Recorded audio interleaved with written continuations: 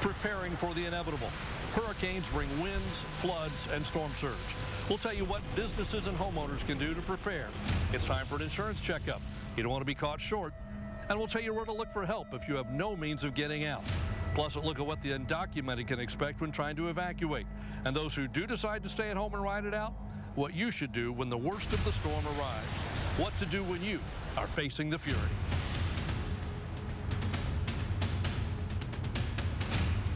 Good evening and welcome to Facing the Fury. Tonight from South Padre Island. I'm joined by the First Warn 5 storm tracking team, and in the next 30 minutes, we're going to give you the information you need to know to stay safe if a hurricane threatens the valley. Of course, South Padre Island is the valley's front line if a storm threatens our area. We kick it off tonight with meteorologist Cecilia Gutierrez, who takes a look at what business owners here do to get ready. Powerful wind, heavy rain, and a trail of destruction. Hurricane Dolly. More than 10 years since Dolly left a trail of destruction, the memories don't fade. Well, it was supposed to be a Category 2, so a lot of people took it for granted that it wasn't going to be that devastating. But what it did is it went north of us and it stalled. To the owner of the pizza joint, Michael Soulars, hurricanes are a fact of life. A fence came through the window, so it flooded it out for all that time. He says every storm teaches a lesson.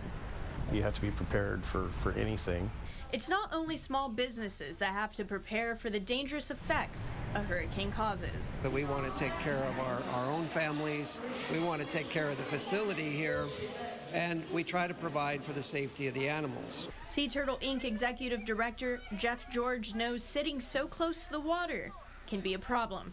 We can cover tanks to keep large debris from falling in, but we'll do our best, and it's up to nature after that. South Padre Island Fire Chief and Emergency Management Coordinator Doug Fowler says businesses should not let history repeat itself.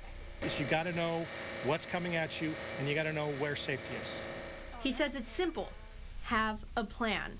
You also have to worry about your employees. So you've got your own personal family and your employees and their family, and then take care of the business. And it gets really, really complicated. Fowler says people and businesses should prepare now, not 72 hours in advance. Then go to FEMA, go to the Small Business Administration websites, and they have checklists and plans there that can help you, guide you through that process. Damage can be done in any category of storm. You should also have an evacuation plan ready to go. Just like businesses need to prepare their property, homeowners valley-wide need to do the same. You've seen the photos, people running to the store to buy plywood to board up their windows. The problem is, it takes too long. First Warn 5 meteorologist Andrew Chung takes a look at a better option, hurricane shutters. At the school district, I was the reading and language arts coordinator. Shirley Helly lives in McAllen and had her storm shutters installed this past January. She says they give her peace of mind. If anything, strong wind comes or hurricane, I'm ready. She has two types of shutters, aluminum and a clear material called Lexan. Both are lightweight but strong. I chose these because they're easy to put up, and even I could put them up. Jeremy Holden is the owner of Holden Security and Storm Shutters in McAllen. His company installed Shirley's shutters.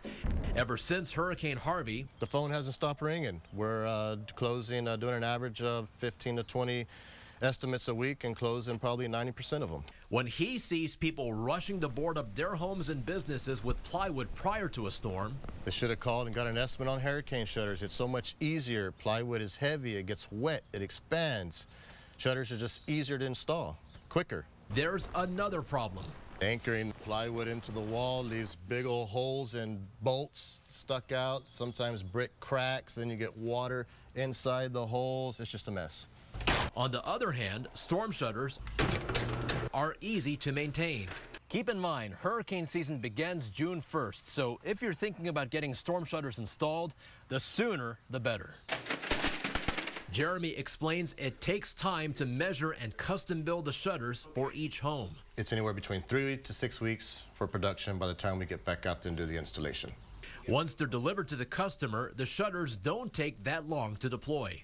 Larger homes obviously would take 30 minutes to an hour. We can shut down a small home within 15 to 30 minutes. According to Jeremy, the shutter cost per window ranges from $250 to $600, and financing is available. Shirley says the cost, it's a good investment, protects your property, makes you feel good about being safe, is worth the peace of mind. Of course, being safe also applies to your insurance coverage. You don't want to find out the hard way that your insurance policy isn't going to help after the storm. When we come back, we'll do an insurance checkup, and we'll also find out what will happen if you're undocumented and need to evacuate. We'll be back after this. Facing the Fury is supported in part by Safeguard Insurance.